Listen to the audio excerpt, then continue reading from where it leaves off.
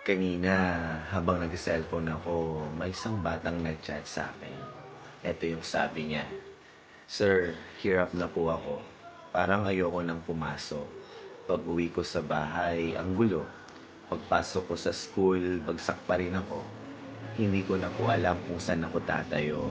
Parang kahit anong gawin ko, wala pa rin akong silbi." Nung nabasa ko yan, parang biglang bumigat ang mundo ko. Kasi alam kong hindi lang ikaw nakakaramdam niyan. Pero bihira lang ang naglalakas ng loob magsabi. Kaya ang sagot ko sa'yo, anak, una sa lahat, huminga ka muna. Minsan kasi sobra ng bigat, nakakalimutan mong may simpleng paraan para gumaan. Yun ay ang magpahinga.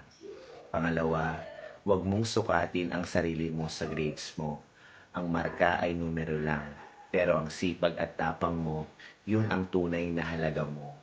Pangatlo, tandaan mo na ang problema sa bahay, hindi mo trabaho.